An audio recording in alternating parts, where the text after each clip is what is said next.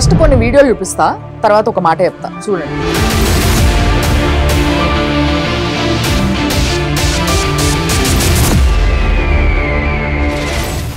వందేళ్ల కిందట స్వామి వివేకానంద ఒక మాట అన్నాడు, మన యూతే మన దేశానికి ఉన్న అతిపెద్ద బలం అని.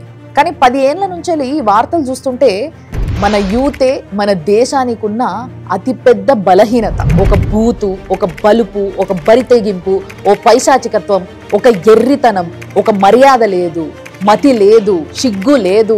వీళ్ళే దేశానికి ఉన్న అతిపెద్ద ప్రమాదం అని అనిపిస్తుంది. సమాజానికి పట్టిన భయంకరమైన రోగం అనిపిస్తుంది. ఇంత పెద్ద పెద్ద మాటలు ఎందుకు అని అనుకుంటున్నారా? ఇందాక మీరు చూసిన వీడియో ఉందా, అందులో ర్యాలీ తీస్తున్నారు చూసారా? ఇది కర్ణాటకలో తీసినారు. ఎందుకు? ఆర్సీబీ సెకండ్ ప్లేస్కి వచ్చినందుక, లేకపోతే మొన్న ఇండియా పాకిస్తాన్ మీద స్ట్రైకులు చేసినందుక, పోనీ ఆఖరికి వాళ్ళు ఏమైనా ఫస్ట్ క్లాస్లో పాస్ అయ్యి ర్యాలీ తీసిండ్రా? కాదు. 1 సంవత్సరంన్నర కిందట ఒక గ్యాంగ్ రేప్ చేసి జైలుండి సంవత్సరంన్నర శిక్ష అనుభవించి బెయిల్ మీద బయటకు వచ్చినందుకు ఈ సెలబ్రేషన్స్ తీసుకుంటారు. ఈ ర్యాలీని సోషల్ మీడియాలో పోస్ట్ చేసి వాళ్ళు పెట్టుకున్న పేరేంటిది తెలుసా? భాయ్ లోగ్ రిటర్న్స్. ఆ భాయ్ లోగ్ ఎవరో తెలుసా మరి? అఫ్తాబ్, మదర్ సాబ్, సమీహుల్లా, మొహమ్మద్ సాదిక్, తౌసీబ్, రియాజ్, షోయబ్.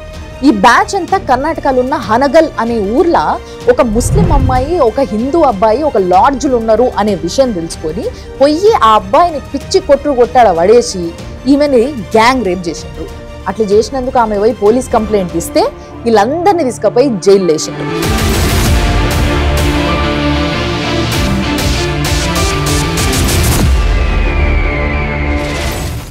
సంవత్సరంన్నర శిక్ష అనుభవించి బయటకు వచ్చిన తర్వాత కూడా ఇలా ముఖాలల్లో ఇంతనన్న పశ్చాత్తాపం కనిపిస్తుందా?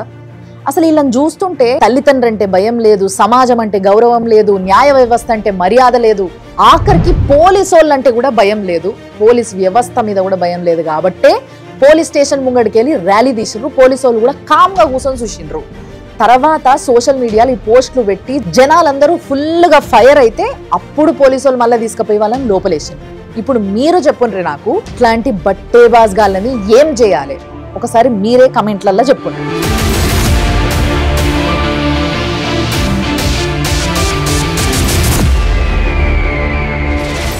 ఇప్పుడు స్వామి వివేకానంద చెప్పిన మాట గురించి అర్థమైంది కదా.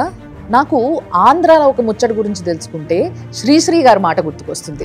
యువత అంటే ఉక్కు నరాలు, బానిస సంఖ్యలు తెంచేది వీళ్ళే అన్నాడు. అదే యువత గంజాయికి, డ్రగ్స్ కి బానిసలయ్యి ఆ ఉక్కు నరాలు కాస్త ఉత్తి నరాలు అవుతున్నాయి. ఈ వీడియోలో కనిపిస్తున్న ముగ్గురు గంజాయి మత్తుల ఒక కానిస్టేబుల్ పైనే దాడి చేసిండ్రు. గుంటూరు జిల్లా తెనాల్లో జరిగింది ఇన్సిడెంట్. ఈ ముగ్గురు దరిద్రుల పేరేందో తెలుసా? Rakesh, John Victor, Karimullah. సర్వమత సమ్మేళనం ఇది.